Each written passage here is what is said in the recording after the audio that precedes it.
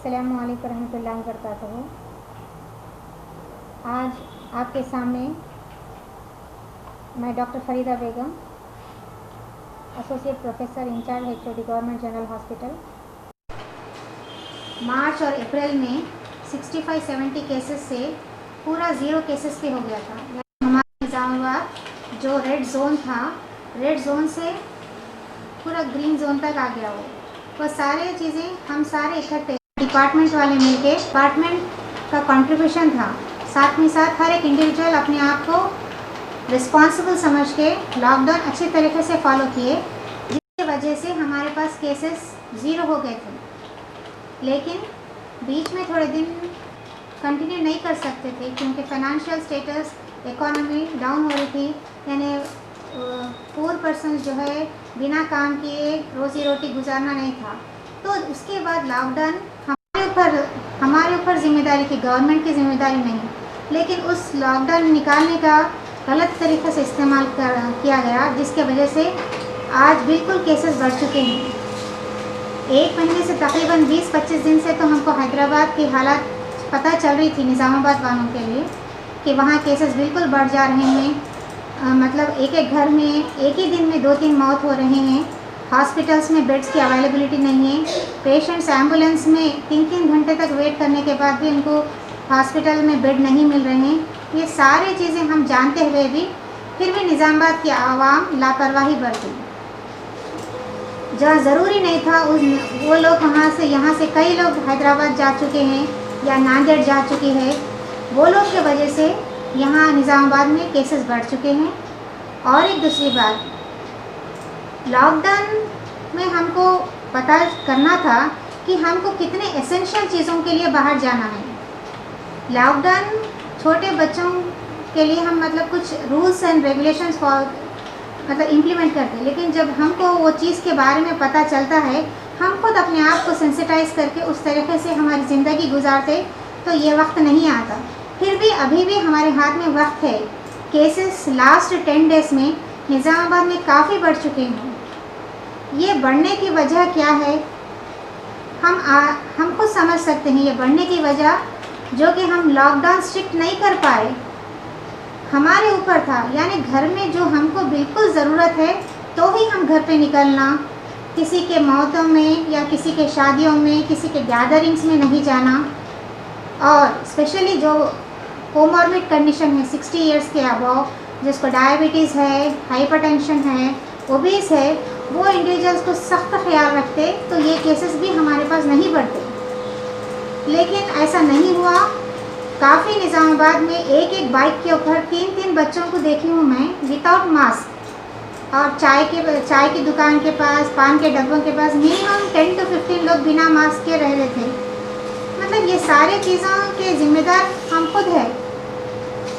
Corona का ऐसा infection है, यानी बाय द एंड ऑफ 2020 शायद एवरीबडी विल बी इन्फेक्टेड, लेकिन हम इन्फेक्शन हो जाएगा बोल के हम अपने आप को उस इन्फेक्टिविटी लेवल में तो बढ़ा नहीं सकते। हमको कुछ हद तक एहतियात भी करना चाहिए। एहतियात करने के बावजूद भी अगर हमको इन्फेक्शन आया तो हम उसका इमीडिएट ट्रीटमेंट करेंगे तो मॉर्बिडिटी बिल्कुल कम है, मॉर्टालिटी बिल्कुल कम है। जैसे कि आम टाइफाइड या मलेरिया जैसा आता, उसी तरह ये भी फीवर आता चले जाता अगर हम स्ट्रिक्ट ये करें। लेकिन इसमें ऐसा नहीं हुआ, जिसके वजह से एक के साथ साथ फैमिली मेम्बर्स कई लोग अफेक्ट हुए। अगर हम चाहते कि हमारे पास अभी भी अगर हम कंट्रोल कर सके तो मेरी आप लोगों से रिक्वेस्ट है कि फ़र्स्ट ऑफ ऑल घर के जो नौजवान, जो लोग बिना काम के, बिना मकसद के घर के बाहर ना निकले, अगर नहीं, और हमेशा फिज़िकल डिस्टेंसिंग मेंटेन करें, 2 गज़ की दूरी। हमको बातचीत करना भी है तो हम डिस्टेंस मेंटेन करते हुए बात कर सकते, लेकिन वो बिल्कुल नहीं हुआ। अगर हम फिज़िकल डिस्टेंसिंग मेंटेन करें, मास्क का इस्तेमाल करें, सैनिटाइजेशन, तो 50% हम बचा सकते। और जो लोग बाहर निकले वो लोग बिल्कुल एहतियात से रहें और वापस अपने घर में जाने से पहले अपने आप को सैनिटाइज करके अंदर गए तो बेहतर रहता। तीसरी बात, अब तक तो निज़ामाबाद में टेस्टिंग नहीं हो रहे थे, लेकिन टेस्टिंग शुरू हो चुकी हैं। टेस्टिंग शुरू होने के बावजूद भी पेशेंट्स जो है घर के पास खांसी दवा के मेडिसिन लेके अपने आप को ठीक करना चाह रहे। हालांकि जबकि फ़ीवर 2-3 दिन 4 दिन से ज़्यादा हाई फीवर रहने, जो कि अलार्मिंग सिम्टम है, फ़ीवर कम नहीं होना, खांसी रहना, दम चढ़ के आना, ये तो माइल्ड से मॉडरेट स्टेज पे आ चुका है। उस स्टेज पे भी पेशेंट्स जो है घर के पास ही इलाज कर रहे हैं, जिसके घर वो लोग भी मतलब उनको इन्फेक्शन से बाहर आने के चांसेस भी कम हो जाते, दूसरे लोग भी इन्फेक्शन होने के चांसेस रहते। इसलिए अगर आप लोग को हमेशा हर एक से मिलते वक्त शक की नज़र से मिलिए, शायद इसको कोरोना होगा, शायद यहाँ हाथ लगाने से इन्फेक्शन होगा, शायद यहाँ मास्क नहीं पहन के गए तो इन्फेक्शन, यानी शक की नज़र से देखें तो अपने आप को अपन एहतियात करेंगे। और अगर हम शक की नज़र से है तो टेस्टिंग कर सकते हैं इमीडिएट। अगर फर्स्ट दिन में ही अगर हमको शक है, मतलब हम अगर गर्म पानी का गरारा करें इसमें नमक डाल के, तो जो है कि थ्रोट एरिया में जो वायरस रहता वो वहीं ख़त्म हो जाता, और स्टीम इन्हेलेशन लेने से भी वो वहीं ख़त्म हो जाता। यानी नोज़ के दरिया, यानी जो नॉस्ट्रल्स से होते हुए थ्रोट के होते हुए फिर लंग्स में आए तक हम उसको वहीं ख़त्म कर सकते। अगर हमको शक के ज़रिए शायद नहीं यहाँ मिला था, थोड़ी खांसी हो रही, थोड़ा सोर थ्रोट हो रहा, थोड़ा फीवर आए जैसा हो रहा, ऐसा आया हमको, तो हम ये रेगुलर गार्गलिंग करें। जो भी अफराद जो बाहर जाने मतलब किसी वजह से जाना है वो लोग हमेशा ये प्रैक्टिस रहे कि वो रेगुलरली सैनिटाइज के तो प्रिकॉशन लेते हुए घर में भी रेगुलरली गार्गलिंग करें। वार्म वाटर गार्गलिंग सुबह से शाम तक 6-7 बार वार्म लाइक डिकॉशन या कुछ भी ले सकते हैं। और तीसरी बात स्टीम इन्हेलेशन लेने तो भी मतलब स्टार्टिंग में कई वक्त तक वो रुक सकता, वायरस को लंग में पहुंचने से पहले अपन उसको स्टॉप कर सकते। ज़्यादा प्रॉब्लम कोरोना का कैसा हो रहा, लंग्स के अंदर तक वायरस जाके और लंग्स में जो काम लंग्स का जो है सांस हवा को लेके जो ऑक्सीजन सप्लाई करना है, वो हवा को लेने के जो एल्विलाई है उसको डिस्ट्रॉय कर रहा। यानी हमको अगर हम शक की नज़र से एहतियात करें तो हम वो वायरस को वहाँ तक पहुँचने से रोक सकते हैं। स्टार्टिंग के 2-3 डेज़ में अगर हम विगरसली ट्रीट करें और सेल्फ प्रिकॉशन लिए तो मॉर्बिडिटी कम हो सकती है। ये एहतियात नहीं हो रहा। उसके साथ अगर टेस्टिंग जो है 3 नमूने के टेस्ट है। एक तो जो है ये RT-PCR, ट्रूनैट, सीबीनैट, जिसका टेस्टिंग सिर्फ गवर्नमेंट सेटअप में होता है, गवर्नमेंट हॉस्पिटल्स में ही होता है, जो कि निज़ामाबाद में भी अभी हो रहा। वहाँ पे अपने नोज़ में से एक स्वैब लेते हैं, वो स्वैब 2 दिन में रिज़ल्ट आ जाता। और एक टेस्टिंग जो स्टार्ट हो रहा है अभी, एंटीजन टेस्टिंग, जो कि इमीडिएट सिम्टम्स आए, यानी वो भी नोज़ के अंदर ही लेते हैं, लेकिन उसका रीडिंग जल्दी आ सकता है, यानी पॉजिटिव है ना, इमीडिएट आता। उसको एंटीजन डिटेक्शन किट्स बोलते हैं। उसको जस्ट नेज़ल स्वैब लेके विदिन 30 मिनट्स उसका रिज़ल्ट आ जाता, लेकिन शायद आपको हाफ डे या 1 डे में डिक्लेयर होगा रिज़ल्ट। उसको अगर हम इमीडिएट 2 to 3 डेज़ 5 डेज़ के अंदर अगर टेस्टिंग कराए इन्फेक्शन एक्सपोजर के बाद, तो वो पॉजिटिव आता है कई हद तक, यानी वो बहुत स्पेसिफिक है। अगर वो टेस्ट पॉजिटिव है तो डेफिनेटली पॉजिटिव, लेकिन नेगेटिव है तो वो शायद स्पेसिफिसिटी थोड़ा कम है, यानी हमको और RT-PCR को जाना पड़ता। तीसरा टेस्टिंग जो है एंटीबॉडीज़ का, IgG, IgM, यानी हमारे बॉडी में ये जो है कॉर्पोरेट लेवल पे होता है। जो पेशेंट्स एडमिट होते हैं वो लोगों का IgM और IgG लेवल देखते हुए वो लोगों को डिस्चार्ज करते हैं। लेकिन वंस अगर हमको पॉजिटिव हो गया बोल के मालूम हुआ, घर में हमको चाहिए कि फर्स्ट ऑफ ऑल हम हिम्मत से रहें, डरे नहीं। मतलब ये भी कोई दूसरे इन्फेक्शन का जैसा ही है। लोग इतने घबरा जा रहे हैं कि अरे हमको कोरोना हुआ और इसमें उसको कोरोना हुआ। मतलब ये सोशल स्टिग्मा कुछ नहीं है, जैसे कि पहले के ज़माने में कोढ़ की बीमारी है, कई देर तक रहता, ऐसा नहीं है। हाँ, आज ना कोई by the end of this year everybody will be affected. और अब तक जो लास्ट मार्च अप्रैल से जो इंसान इन्फेक्ट हुआ 3-4 मंथ्स में, अब तक के डाटा में री इन्फेक्शन नहीं हुआ, यानी उसको इम्यूनिटी आई है।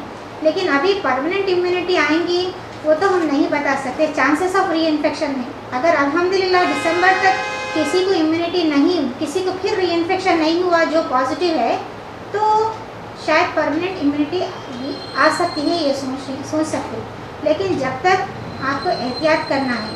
अगर first of all unnecessary WhatsApp messages के ऊपर वक्त ज़ाया मत करिए। वहाँ कितने केसेस हुए, यहाँ कितने केसेस हुए, उन्होंने कितना मर गया, वो आपको रिकॉर्ड रखने की ज़रूरत नहीं है। सर्विलेंस डिपार्टमेंट में है, वो लोग उसका देख रहे हैं। आपको सिर्फ मतलब unnecessarily WhatsApp messages first of all pass it on नहीं करना चाहिए। जो एसेंशियल थिंग्स हैं हमको उसी को ग्रास्प करना है।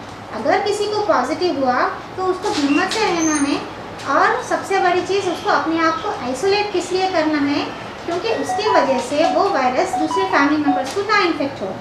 और फैमिली मेम्बर्स भी जो है, अगर उनका घर अच्छा बड़ा है, यानी 3-4 कमरे हैं, सेपरेट रूम में अगर इन्फेक्टेड पर्सन रह सकता है, तो वो लोग पूरी सावधानी से रहें।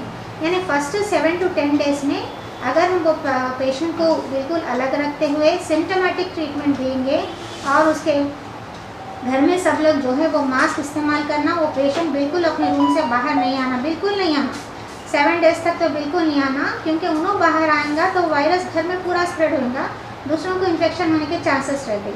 और जो घर वाले उनको सर्व कर रहे, वो लोग जो है ग्लव का इस्तेमाल करना है, और आँखों पे चश्मा लगाना है, गॉगल्स का इस्तेमाल करना है, और जो है गाउन अगर नहीं मिला तो घर में बुरखे भी जो इस्तेमाल करते हैं लोग, बटन्स के जो रहते हैं, उसको पीछे के हिसाब से जस्ट सामने का पहन लिए तो वो गाउन का काम करता है। अपन फिर उसको हॉट वाटर में वॉश के लिए रख सकते हैं। इस तरह जब भी हम उनके पास जाके, और डिस्पोजेबल प्लेट्स का इस्तेमाल करना है, ग्लव्स, डिस्पोजेबल प्लेट्स का इस्तेमाल करके जो इंसान हेल्दी है उन्होंने फैमिली में उनको सर्व करे तो उसकी इम्यूनिटी अच्छी रहती, प्रॉब्लम नहीं होता। इस तरीके से हिम्मत से रहते हुए उनको सर्व करना है। सिम्टोमेटिक ट्रीटमेंट कर सकते हैं। अगर एफोर्डेबिलिटी है तो ब्लड टेस्ट करवा के सिंपल हीमोग्राम और उसका CRP, ferritin level, D dimer, LDH, ये सारे इन्वेस्टिगेशंस है जो कि इनडायरेक्टली पेशेंट पॉजिटिव रहने के बाद उन्होंने कैसा, उसकी बॉडी रिस्पॉन्ड कैसा कर रही, ठीक है हम घर में रख के उसका इलाज कर सकते हैं या नहीं।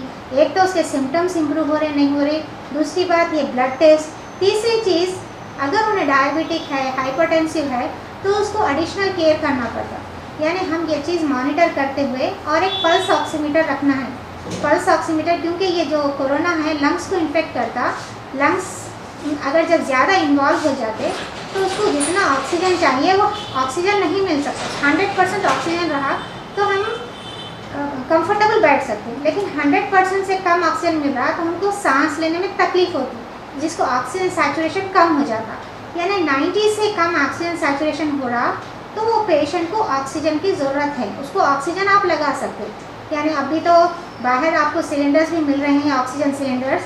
जो भी पेशेंट मोर देन 60 ईयर्स है, डायबिटिक है, उसको आप घर पे ऑक्सीजन दे सकते हैं, लेकिन लापरवाही नहीं, कंटिन्यूस एवरी 4 आवर्स उसको ऑक्सीजन कैसा है, उसका पल्स रेट कैसा है, उसका टेम्परेचर कैसा है, मॉनिटर करना है। अगर वो इम्प्रूव विद ब्लड टेस्ट करते हुए मॉनिटर करना है। अगर उसका डिटेरिएट हो फ़ौरन आप जो है गवर्नमेंट हॉस्पिटल में जा सकते हैं। गवर्नमेंट हॉस्पिटल में फैसिलिटी है, वहाँ पे ऑक्सीजन के साथ CPAP वो कोशिश कर रहे हैं, लेकिन अगर आप आखिरी स्टेज में आएंगे तो आउटकम तो डेफिनेटली कम रहेगा। इनिशियल स्टेजेस में आएंगे तो वहाँ ओरल टैबलेट्स की जगह हम इंजेक्टेबल्स दे सकते हैं, जो कि जल्दी रिकवर हो सकता है। तो ये मतलब अननेसेसरली आप लोग ने ये फीवर नहीं हो सकता, ऐसा नहीं है, मैं वहाँ नहीं, ऐसा वक्त डिले नहीं करना। स्टार्टिंग का फर्स्ट 7 डेज़ जो है वो बहुत इम्पॉर्टेंट है। तो उस तरीके से अगर इन्फेक्शन बहुत बढ़ गया, यानी उनके ऑलरेडी उनकी हालत पहले से ख़राब है, पहले से ही इमीडिएट जब डायग्नोस हुआ सांस लेने में तकलीफ है, तो घर पे मॉनिटरिंग की कैपेसिटी नहीं है, मेडिकल नॉलेज नहीं है, तो उनको हॉस्पिटल भेजाए तो ही बेहतर रहेगा। अगर वो लोग इनिशियल आइसोलेशन में रहने के डर से भी कई पेशेंट्स हॉस्पिटल नहीं आ रहे, लेकिन एक्सेप्ट करना है अपने को। ऐसा वक्त आ चुका है कि हमको आइसोलेशन में रहना है कुछ दिन तक। उसके बाद आप अकेले नहीं, हॉस्पिटल में कई लोग आइसोलेशन में रह रहे हैं, उसके साथ अगर आप हिम्मत से रहेंगे तो शायद हम लोग मतलब दूसरे फैमिली मेम्बर्स भी अफेक्ट नहीं होंगे, आप लोग भी अच्छा आउटकम रहेंगे इंशाल्लाह ताला। और एक दूसरी बात, जो सिंपल मेडिसिन्स है यानी जिसको नॉलेज है उन्होंने ही अगर इस्तेमाल करें तो बेटर रहता, जिसको इस्तेमाल नॉलेज नहीं, अननेसेसरी एंटीबायोटिक्स प्रोलॉन्ग करेंगे वो करेंगे, मतलब एंटीबायोटिक इंड्यूस्ड डायरिया हो सकता, या नहीं तो वो लोग करेक्ट डोज नहीं लिए तो भी वो नहीं जा सकता। और एक तीसरी बात, बच्चों का अब तक तो इन्फेक्शन नहीं हुआ अपने पास, अभी तक रिपोर्टेड नहीं है, लेकिन फैमिली में जब इंक्रीज नंबर ऑफ केसेस अभी हो रहे, शायद नेक्स्ट 10 डेज में शायद बच्चों के इन्फेक्शंस भी आएंगे, बच्चे भी पॉजिटिव होने के चांसेस है, लेकिन उनको ये जो ट्रीटमेंट HCQ उसका जो दे रहे हैं उनको नहीं दे सकते, लिहाजा बच्चों को अच्छा खिला के उनकी प्रोटीन इम्यूनिटी अच्छा बढ़ाइए और उनको ज़रा दूर रखिए। बच्चों को यहाँ वहाँ शादी में इसमें नहीं भेजाना, मतलब गैदरिंग्स में बिल्कुल दूर रखिए, बच्चों को सिर्फ अपने घर में रखिए, यहाँ वहाँ नहीं भेजाइए। वैसे तो अल्हम्दुलिल्लाह बच्चों में अगर इन्फेक्शन हुआ तो भी आउटकम उसका अच्छा है, ज़्यादा मॉर्बिडिटी नहीं होता, ऐसी स्टडी है, लेकिन अभी तक तो अपने पास केसेस पॉजिटिव नहीं आए सो हैं, but still better to take precaution. और दूसरी बात, ये तो मतलब कोरोना का कैसा प्रिकॉशन लेना है, उसके कितने नमूने के टेस्ट है, उसको कैसा मॉनिटर करना है, होम मैनेजमेंट के बारे में भी मैं आपको बताया कि किसको होम मैनेजमेंट कर सकते हैं। और ज़्यादा पेशेंट को ज़्यादा देर तक अपन मतलब उसका सैचुरेशन 80 तक चले जा रहा, यानी कल थोड़े केसेस थे कि जिसका सैचुरेशन 50 तक वो लोग घर में ही मैनेज कर रहे थे, वैसे पेशेंट को घर पे हॉस्पिटल लाए तो भी हम लोग कुछ नहीं कर सकते, जस्ट ICU का बेड में खाली उनको मतलब वाइटल्स देखते हुए रखने का रहता। यानी अगर अच्छे स्टेज में अगर आप लाए, इनिशियल स्टेज में लाए तो इंशाल्लाह आउटकम बहुत अच्छा होगा। वही मेरी अपील है कि फ़र्स्ट ऑफ़ ऑल आप लोग जितना हो सके घर से बाहर नहीं हो, बाहर गए तो प्रिकॉशंस लीजिए, और जब ज़रूरत पड़े इन्वेस्टिगेशंस के लिए आना है आपको गवर्नमेंट हॉस्पिटल आ सकते, ब्लड टेस्ट भी थोड़ा सपोर्टिव है, वो अगर डाउट हो रहा अगर आप वो भी आप ब्लड टेस्ट कराएं। जो पॉजिटिव केसेस है, जो होम क्वारंटाइन, जो होम आइसोलेशन, होम ट्रीटमेंट में जो है वो लोग अगर मतलब यंग एज है, विदाउट कोमॉर्बिड कंडीशन, तो वो लोग घर पे रह के भी ट्रीटमेंट ले सकते हैं, लेकिन उनको पता तो चलना चाहिए कि वो पॉजिटिव है या नहीं है, और जो है उसको मॉनिटरिंग करना चाहिए। एक बार ले लिए बस हाँ ट्रीटमेंट चल रहा घर पे सब ठीक है करके नहीं, क्योंकि ये 28 डेज तक वायरस बॉडी में रहता है, और मोस्ट क्रूशियल पीरियड उसका जो है कि मतलब 3rd वीक, ये 2nd वीक सिम्टोमेटिक रहता, 3rd वीक उसको क्रूशियल मतलब स्पेशली 8 डेज पेशेंट का जिससे सिम्टम स्टार्ट होता वहाँ से 8th डे से 14th डे, तो यूजुअली ये पीरियड बहुत क्रूशियल रहता है, इसमें मॉनिटरिंग करना ज़्यादा ज़रूरी है। इसमें साइटोकाइन बर्स्ट बोल के एक फिनोमेना है जो कि इन्फ्लेमेटरी प्रोडक्ट्स है, ये साइटोकाइंस ये रिलीज़ होते हैं, सडन कार्डियक अरेस्ट होने के चांसेस रहते पेशेंट्स में, इसलिए ये इसको मॉनिटरिंग करने के लिए थोड़ा ECG भी अगर एक बार करवा लिए, इंटरल्यूकिन्स करवा लिए उसका लेवल, तो और भी बेहतर रहता। यानी अपने पेशेंट्स को और जो सैचुरेशन देख रहे हैं रेगुलर मॉनिटरिंग के साथ साथ पेशेंट को 14th डे के बाद उनको 2 मिनट्स वॉकिंग करवा के फिर सैचुरेशन देखना भी इम्पॉर्टेंट है, यानी उनकी कैपेसिटी कैसा हो। पूरा कोरोना 4 स्टेजेस में डिवाइड हो गया, फर्स्ट वीक में asymptomatic, 2nd week symptomatic, 3rd week में उसका फिर उसका 4th वीक में कन्वलेसेंट, यानी उन्हें वापस ठीक होता रहता। यूजुअली ICMR गाइडलाइंस से 14 डेज़ के बाद उसको टेस्टिंग कर रहे थे, लेटेस्ट गाइडलाइंस में फिर आया है कि 17 डेज़ तक अगर पेशेंट को कुछ फीवर नहीं आया लास्ट 4 डेज़ में, उन्हें एब्सोल्युटली फाइन है, तो विदाउट टेस्टिंग भी पेशेंट्स को भेजा रहे, क्योंकि सैम्पल लोड बढ़ जा रहा। ICMR के गाइडलाइन से ये भी है कि 17 डेज़ के बाद पेशेंट को भिजा दे सकते, मतलब टेस्टिंग नहीं है तो भी भिजा सकते, सिचुएशन लोड के ऊपर देख के डिसाइड करना है। लेकिन 28 डेज़ तक कंपलसरी होम क्वारंटाइन करना ज़रूरी है, क्योंकि कुछ ना कुछ अमाउंट ऑफ वायरस भी मतलब उसके बॉडी से शेड हो सकता। और एक फाइनली और एक इम्पॉर्टेंट बात, सबसे ज़्यादा ज़रूरी बात ये है कि मतलब निज़ामाबाद में कई डेथ्स हो रहे हैं, यानी हर डेथ को एक मतलब जो भी उसको कोविड डेथ समझना बेहतर है। पहले जितना मैयत में जितने ज़्यादा लोग जाएंगे उसको सवाब उतना मिलेगा अल्हम्दुलिल्लाह, लेकिन अभी सिचुएशन वैसा नहीं है। ऑफकोर्स हम अपने घर में रह के उनके लिए दुआ भी जा सकते हैं, अल्हम्दुलिल्लाह अल्लाह ताला जितने भी कोविड डेथ्स हो रहे उसको शहीद का मर्तबा दें, वो हम दुआ करें। और तीसरी बात ये क्या है कि अभी जो डेथ्स हो रहे हैं हॉस्पिटल में, तो हर डेथ को कोविड डेथ कंसिडर कर रहे हैं, हॉस्पिटल का her death Covid death consider कर रहे हैं। और जो हॉस्पिटल में नहीं आ रहे हैं, जिसकी टेस्टिंग में नहीं हो रही, शायद वो भी कोविड भी समझना है उसी संग, क्योंकि वहाँ पे भी गैदरिंग ज़्यादा हो रही, तो कम से कम लोग मैयत में शामिल है, बिल्कुल करीब लोग, और सब लोग जितने भी लोग गए मास्क पहने और डिस्टेंस मेंटेन करें, फिज़िकल डिस्टेंसिंग यानी अपने आप से एक गज की दूरी रहना है। और जितने लोग भी गए अपने फुल प्रिकॉशन के साथ वो लोग फिर वापस सैनिटाइज होकर अपने घर में वापस आए। और जो भी गुस्ल दे रहे हैं वो लोग पीपी किट पहने, और कम से कम पानी उसको, वैसे तो जब पानी गुस्ल देते वक्त पानी तो ज़मीन में जाने की कोशिश वही तरीके से करते हैं, हाँ, लेकिन अभी भी वो पानी बाहर ना जाए, क्योंकि वायरस बॉडी में से जो निकल सकता है, इसलिए ज़्यादा से ज़्यादा मैयत में भी एहतियात करें। और जो यंग लोग हैं और जो क्लोज लोग हैं वो लोग उनके करीब रह के बॉडी को गुस्ल देते खुद हेल्प करें, और इमीडिएट बॉडी की रैपिंग, और कम से कम एक्सपोजर ज़रा दूर से रहे। मतलब मौत तो बरहक है, अल्लाह ताला के पास सब कुछ जाना है, लेकिन अभी सिचुएशन जो चले जा रहे है, सब वालों को इन्फेक्शन हो सकते। कई लोग ऐसे हैं कि पेरेंट्स कोविड से मर चुके हैं, बच्चे अनाथ हो गए, तो ऐसे सिचुएशंस को नहीं लाना है, इस वजह से एहतियात करना है। ये हमारे कम्युनिटी के लिए, सबके लिए बेहतर है, जल्द से जल्द तब्दील करके, यानी अल्लाह हम सभी यही दुआ करें कि उनको शहीद का अल्लाह ताला मर्तबा दे। और शहीदों के लिए गुस्ल देना ज़रूरी नहीं है, ये ऐसा भी हम सोचें तो शायद हमको आराम दिखे, मतलब क्योंकि आजकल गवर्नमेंट हॉस्पिटल्स में, निज़ामाबाद में भी हर जगह बॉडी को गुस्ल देने के लिए परमिशन नहीं दे रहे, कंप्लीट जिपलॉक कोविड पैकिंग करके ही बॉडी दे रहे, only for the safety of the community. तो जो करीबी लोग हैं वो इस बात को समझे कि ये सब कम्युनिटी के बेहतर के लिए कर रहे हैं, और हम अल्लाह ताला तो अल्हम्दुलिल्लाह बहुत मेहरबान है, हमको बहुत चाहने वाला है, हमारी दुआएं कबूल करेंगे। बस हमको हर कोविड डेथ को शहीदी मर्तबा दे करके हम दुआ करें और हम अपनी एहतियात करें। ख़ासतौर पर नौजवान जो बाहर फिर रहे हैं, वो लोग की जिम्मेदारी है कि वो लोग घर के लोगों का ख्याल करें।